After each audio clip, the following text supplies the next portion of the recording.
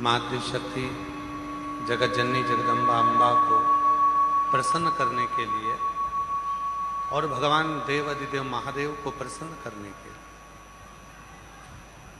दोनों को प्रसन्न करने के लिए अलग अलग क्रम बनाए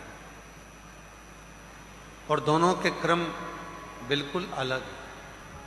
शक्ति को प्रसन्न करना है, माँ दुर्गा भवानी को प्रसन्न करना है तो अग्नि के माध्यम से माँ आद्य शक्ति दुर्गा भवानी प्रसन्न हो जाती है, अग्नि के माध्यम से। इसलिए जब अष्टमी की तिथि होती है, नवमी तिथि होती है, सप्तमी तिथि होती है, अष्टमी तिथि होती है, नवमी तिथि होती है, ये सारी जो तिथियां होती हैं, इन सारी तिथियों में हम माता रानी को थोड़ी अग्नि जलाकर धूप छोड़ते।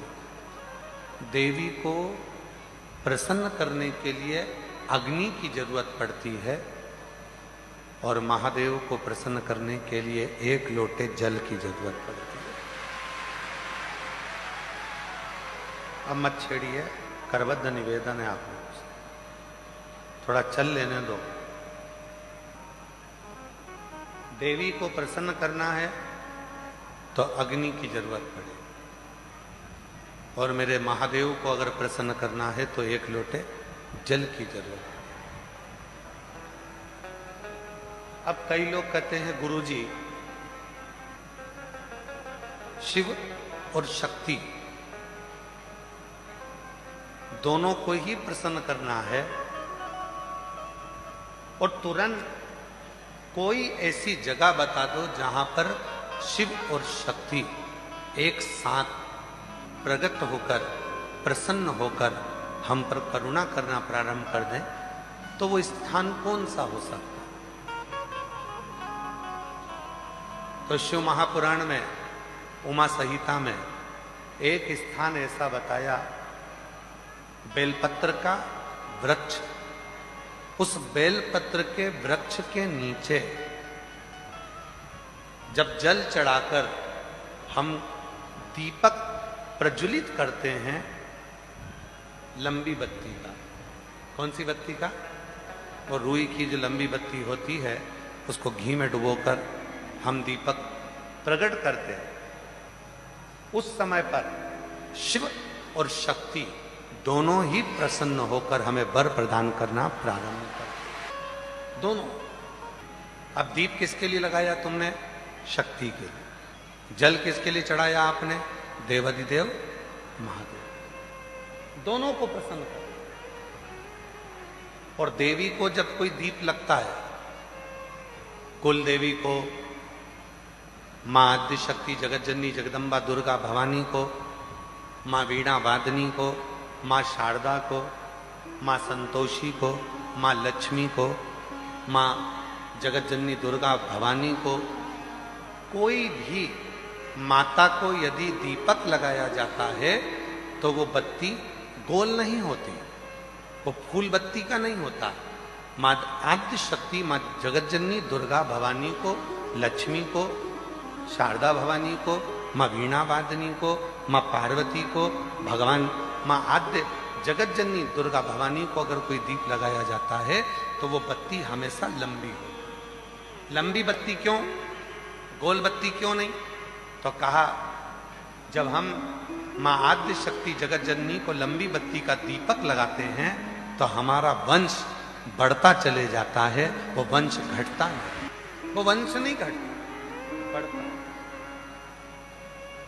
इसलिए शिव और शक्ति, देवी को अगर प्रसन्न करना है तो अग्नि से होगा और अगर महादेव को प्रसन्न करना है तो जल से। तो कोई ऐसा स्थान जहां पर ये दोनों हम क्रम करें और हमारे ऊपर शिव और शक्ति की करुणा बरसे, तो कहा वो है बेलपत्री का वृक्ष। पहले जल समर्पित करो, उसके बाद लंबी बत्ती का अगर एक दीपक भी हमने महीने भर में एक बार भी लगा दिया तो याद रखना, शिव और शक्ति हमारे जीवन में इतनी तरक्की देना प्रारंभ करते हैं कि हमारे सारे मार्ग सुलभ होते चले। एक और मैंने तेरे ही भरोसे बाबा तेरे ही भरोसे हवा बिच उड़ती जागी बाबा डोर हको छठी नाम कटी जागी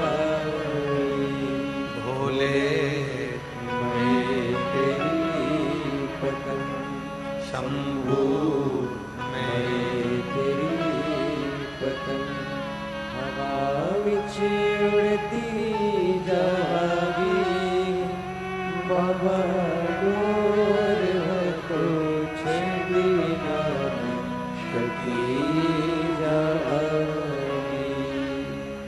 शिव कथा कर रही है। अनलासुर एक ऐसा असुर था जिसने शिव और शक्ति दोनों से ही वर प्राप्त करे।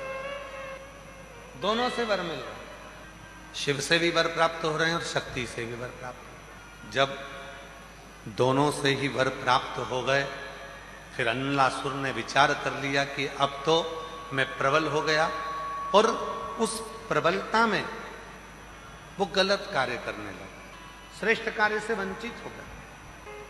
और शिव कथा क्या कहती है?